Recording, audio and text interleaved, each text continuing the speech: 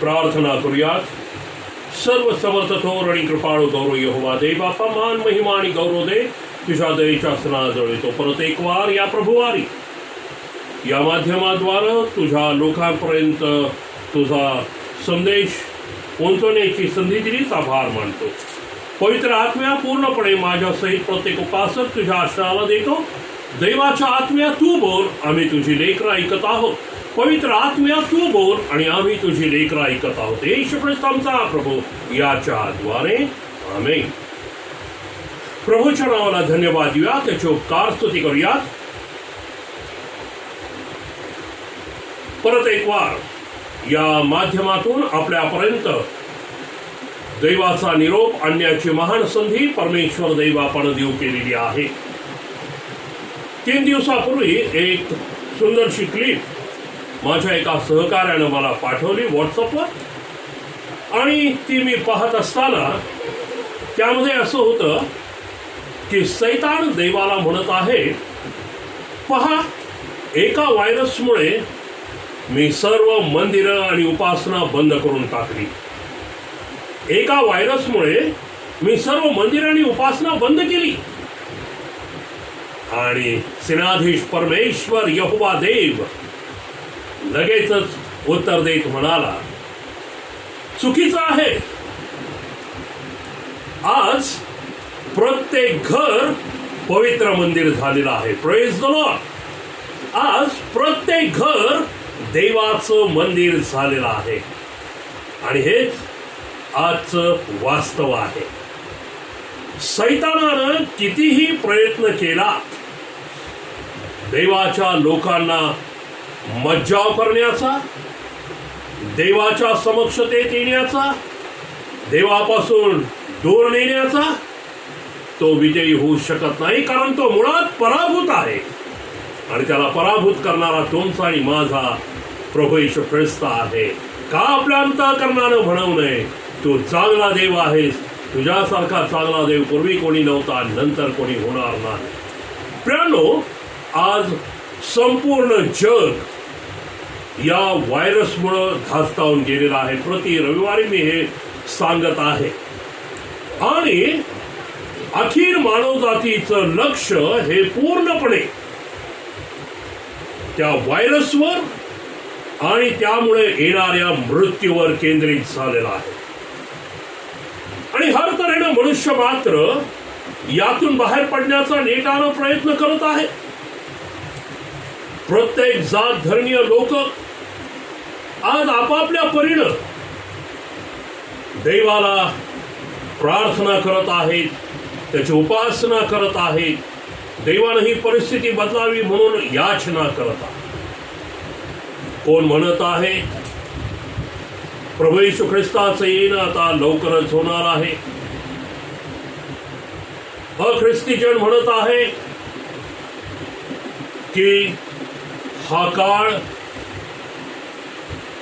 शेवटचा काळ आहे.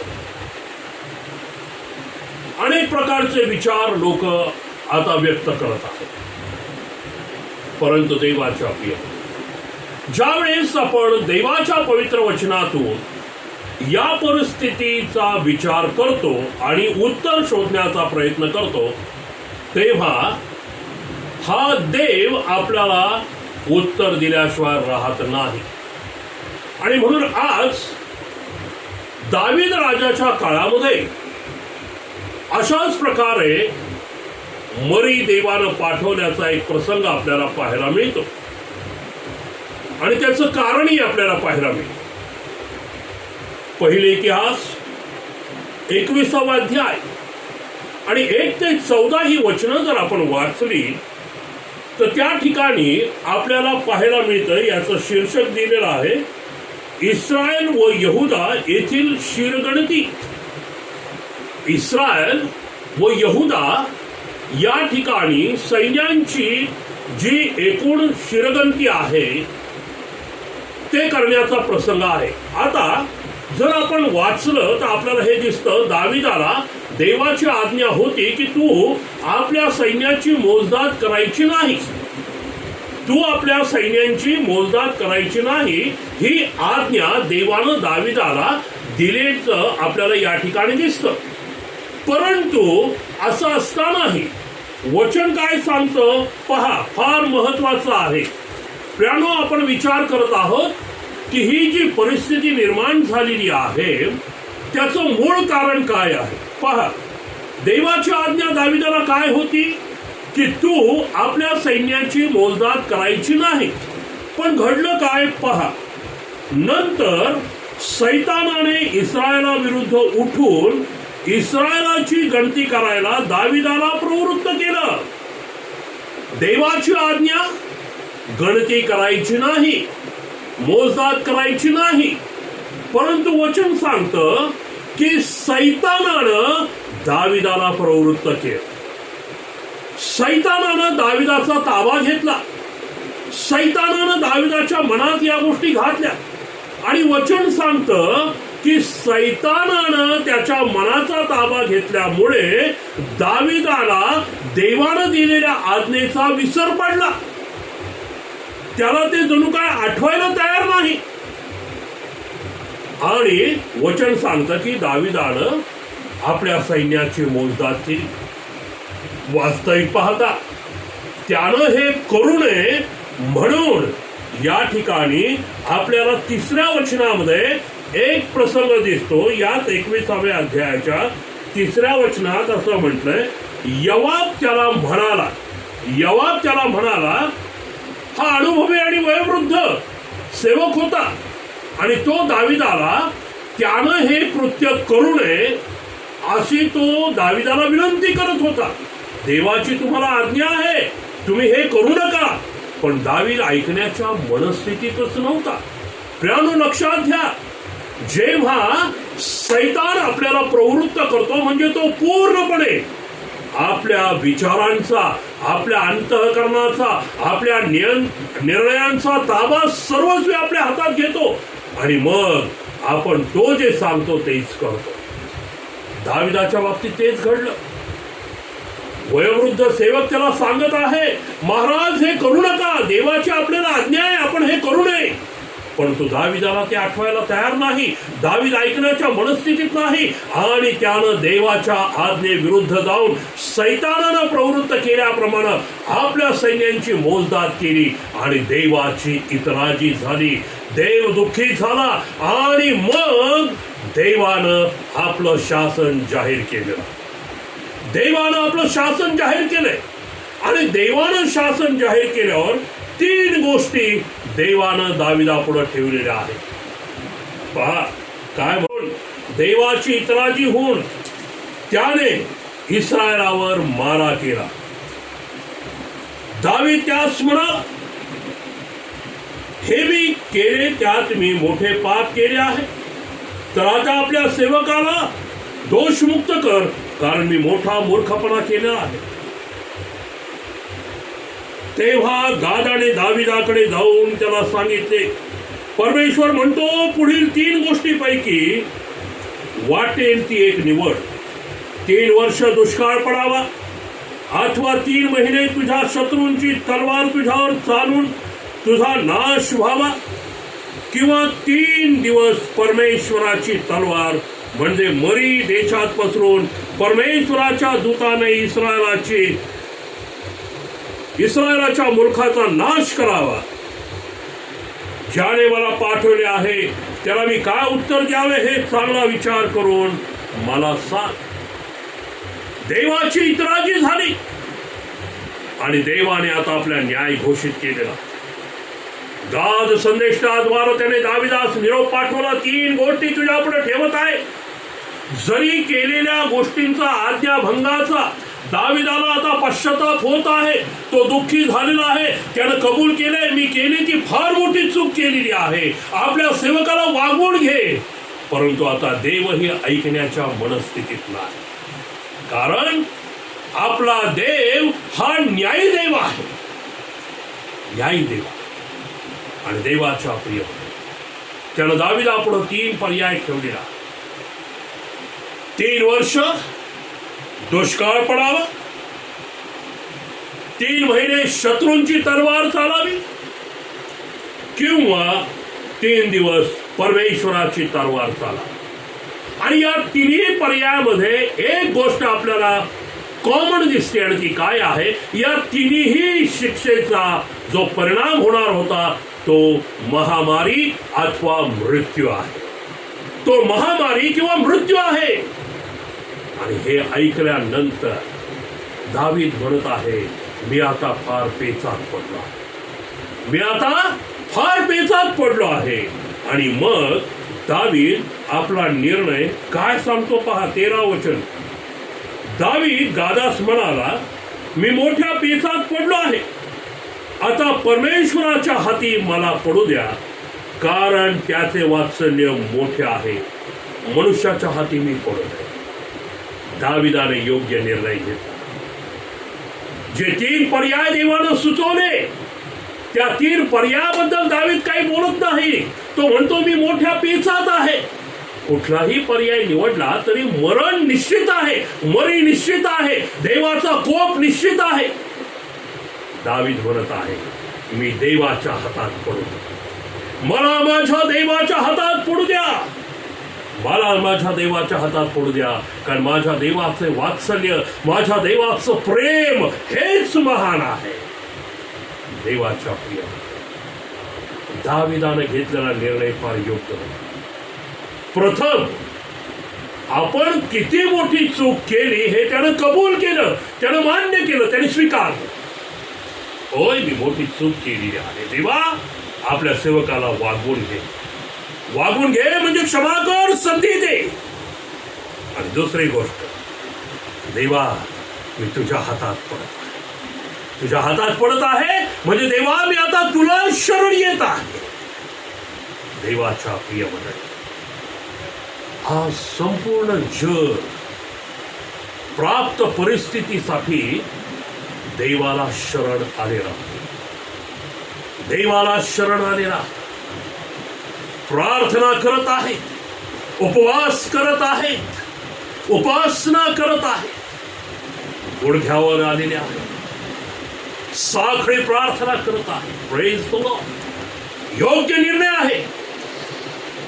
देवाच्या प्रिय, जेव्हा आपण दाविदाविषयी विचार करतो, स्तोत्र क्रमांक 94, स्तोत्र क्रमांक 94, आणि या 94व्या स्तोत्रामध्ये जर आपण पाहिलं तर या दाविदाविषयी आपल्याला एक गोष्ट पाहायला मिळते जी परमेश्वर म्हणत आहे. बरं का, पहा काय म्हटलेलं आहे. स्तोत्र क्रमांक दाविदाविषयी स्तोत्रामध्ये परमेश्वर देवा अशा प्रकारे म्हणतो की दावीद मला माझ्या मनाजोगता मिळाला आहे. हालेलुया. स्तोत्र 89, स्तोत्र क्रमांक 89 आणि याच्या 20व्या वचनामध्ये, दावीद माझा सेवक मला मिळाला आहे, दावीद माझा सेवक मला मिळाला आहे. आणि पंडित रावाबाईंच्या भाषांतरात असं म्हटलंय, आणि किंग जेम्स व्हर्जन मध्ये म्हटलेलं आहे, दावीद मला माझ्या मनाजोगता मिळालेला आहे. दावीद मला माझ्या मनासारखा मिळालेला आहे. ही देवाची साक्ष आहे. देवाच्या प्रिय मंडळी, दाविदाला राजा करण्यापूर्वी, दाविदाला राजा करण्यापूर्वीच देवानं दाविदाविषयी ही साक्ष दिलेली आहे. 1 शमूएल 13वा अध्याय 14 वचन, शौलानं ही आज्ञाभंगाचं पाप केलं आणि मग देव दाविदाची निवड तिथे जाहीर करत आहे. मला माझ्या मनाजोगता सेवक मिळालेला आहे. होय, दावीद देवाच्या मनाजोगता, देवाच्या पसंतीस पडलेला असा देवाला मिळालेला होता. पण त्या दाविदाला सैतानानं फितवलेला आहे, देवाविरुद्ध वागण्यास प्रवृत्त केलेला आहे, आणि तो वागल्यामुळं देवानं आपला न्याय जाहीर केलेला आहे. पण दावीद म्हणत आहे, मी माझ्या देवाच्या हाती पडतो, कारण माझ्या देवाचं वात्सल्य मोठं आहे. देवाच्या प्रिय मंडळी, हा काळ आपल्या देवाच्या हातात पडण्यासाठी आहे, पूर्णपणे देवाला शरण जाण्यासाठी आहे. ज्याप्रमाणे नबुकदनेस्सर राजानं साक्ष दिली, या देवासारखा सोडवण्याचं सामर्थ्य असणारा दुसरा देव कोणीच नाही. हालेलुया. हो, या देवासारखा, यहोवा देवासारखा, येशू ख्रिस्तासारखा सोडवण्याचं सामर्थ्य असणारा या पृथ्वी तलावर, वर आकाशात आणि खाली पृथ्वीवर कुणीच देव नाही. कारण मुळात ज्या देवाची आपण लेकर आहोत तो देवांचा देव, राजांचा राजा, प्रभूंचा प्रभू, मृत्युंजय येशू ख्रिस्त आहे. आणि त्याच्याच पराक्रमी हाताखाली लीन होण्याची नितांत गरज आहे. कारण तोच आपल्याला सोडवणार आहे, तोच आपला बचाव करणार आहे.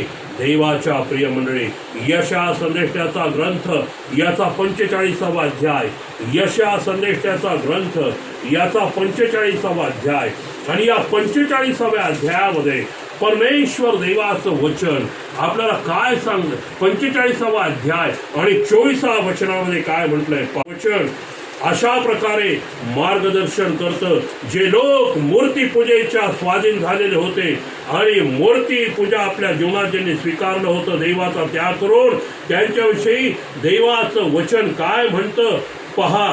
23 आणि 24, मी आपली शपथ वाहिली आहे, माझ्या न्यायत्वाच्या मुखातून वचन निघाले आहे, ते बदलणार नाही. ते हे की माझ्या पुढे प्रत्येक जण गुडघा टेकील, प्रत्येक जीवा माझ्या ठाई प्रतिष्ठा निष्ठेची शपथ वाहील. माझ्याविषयी म्हणतील की परमेश्वराच्या, केवळ परमेश्वराच्या ठाई सामर्थ्य आहे. श्रीनाथीश परमेश्वर म्हणतो, प्रत्येक गुडघा माझ्या नावाने टेकर, म्हणजे प्रत्येक जण मला शरण येईल आणि प्रत्येक जण हे कबूल करेल, केवळ परमेश्वराच्या ठाईच सामर्थ्य आहे. होय. स्तोत्र 46, स्तोत्र क्रमांक 46. आणि या 46व्या स्तोत्रामध्ये ज्यावेळेस आपण पाहतो तिथे स्तोत्रकर्त्यानं काय विश्वास व्यक्त केला या देवाच्या बाबतीत पहा. असं म्हटलेलं आहे, स्तोत्र क्रमांक 46, देव आमचा आश्रय व आमचं सामर्थ्य आहे, तो संकट समयी सहाय्य करण्यास सदा सिद्ध असतो.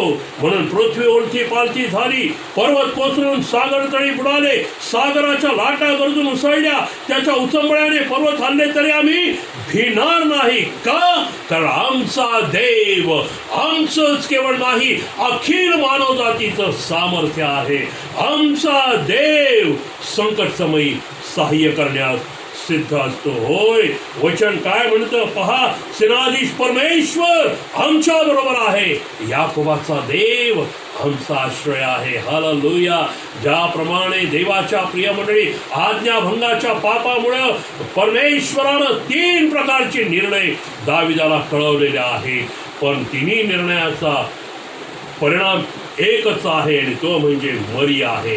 हा संपूर्ण जग या मरीनं ग्रासत चाललेला आहे. देवाच्या प्रिय मंडळी, राजा दाविदानं जसा निर्णय घेतला, हा समर्थ राजा, परंतु आपल्या ताकदीवर, आपल्या ज्ञानावर, बुद्धीवर अवलंबून राहत नाही. तो म्हणतो, मी देवाच्या हाती पडतो, कारण त्याचे वात्सल्य मोठे आहे. आज आपल्याला आपल्या देवाच्या हाती पडण्याची नितांत गरज आहे. आज आपल्याला पूर्णपणे आपल्या देवाचा आश्रय करण्याची गरज आहे. होय. कारण हाच देव आपल्याला सर्वातून सोडवणार आहे. स्तोत्र 27, स्तोत्र क्रमांक 27 आणि याच्या 10व्या वचनात काय म्हटलंय पहा. स्तोत्र क्रमांक 27 आणि याच्या 10व्या वचनामध्ये परमेश्वर देवा अशा प्रकारे म्हणत आहे पहा. स्तोत्रकर्ता काय म्हणतो पहा, माझ्या आई बापांनी मला सोडले तरी परमेश्वर मला सोडणार नाही. हालेलुया. माझ्या आई वडिलांनी तरी मला सोडलं. त्यामुळे आज पहा, या आजारपणातनं बरेच झालेले लोक आपल्या कुटुंबामध्ये जात आहेत, परंतु बऱ्याचशा कुटुंबामध्ये त्यांना स्वीकारलं जात नाही, स्वीकारलं जात नाही. देवाच्या प्रिय आज एक क्लिप मी पाहत असताना मला आवर्जून सांगू द्या. चेन्नईमध्ये एक ख्रिस्ती डॉक्टरचा या आजारामुळे मृत्यू झाला, अशा ती क्लिप आहे. आणि जेव्हा त्या डॉक्टरला समजलं की कदाचित आपण यातनं बाहेर येणार नाही, तर त्यानं आपलं मनोगत व्हॉट्सअपच्या माध्यमातून आपल्या पत्नीला कळवलं आणि त्यात त्यानं इच्छा व्यक्त केली की या आजारामुळे मी जर मृतवत झालो तर कृपा करून माझ्या अंत्यविधी हा पूर्ण धार्मिक विधीप्रमाणे पार पाडला जावा. आणि संबंधित डॉक्टर या आजारपणामुळे मरणाधीन झाले. आणि मग जेव्हा त्यांच्या शेजारच्या लोकांना ही गोष्ट कळली की आता त्यांची बॉडी इथे आणली जाणार आहे, ख्रिस्ती लोक आहेत, विश्वासणारे म्हणवणारे, आणि त्यांनी मोठा आक्षेप घेतला आणि फार मोठा गदारोळ तिथे उभा केला. आणि शेवटी त्या डॉक्टरच्या पत्नीला त्या सरकारच्या मदतीची गरज भासली आणि तेथील मंत्र्यांनी त्यात हस्तक्षेप केला आणि मग पोलीस संरक्षणामध्ये पूर्ण धार्मिक संस्कारानं त्या प्रिय बंधूचा अंत्यविधी पार पडला आहे. स्तोत्रकर्ता म्हणतो, माझ्या आई वडिलांनी जरी मला सोडलं तरी माझा देव मला सोडणार नाही. दाविदाचा निर्णय किती रास्त होता, किती योग्य होता. होय, मी माझ्या देवाच्या हातामध्ये पडतो, कारण त्याचं वात्सल्य मोठं आहे, त्याचं प्रेम मोठं आहे. होय, यशाद्वारे त्यानं फार सुंदर आपल्याला आश्वासन दिलेलं आहे. होय, देवाच्या प्रियमुळे यशा संदेशाच्याद्वारे परमेश्वर देव आपल्याला काय सांगतो तेही आपण पाहूया. यशा 54 याच्यामध्ये 7व्या वचनापासून मी वाचतो, केवळ क्षणभर जरी मी तुला सोडलं तरी मोठ्या करुणेनं मी तुला जवळ करेन. क्षणभर जरी मी तुला सोडलं, मोठ्या करुणेनं मी तुला जवळ करणार आहे. रागाच्या आवेशात मी आपले तोंड तुझ्यापासून क्षणभर लपवले, पण मी तुझ्यावर दया करीन, तुझ्यावर सर्व काळ प्रसन्न राहील, असा तुझा उद्धार करता देव म्हणतो.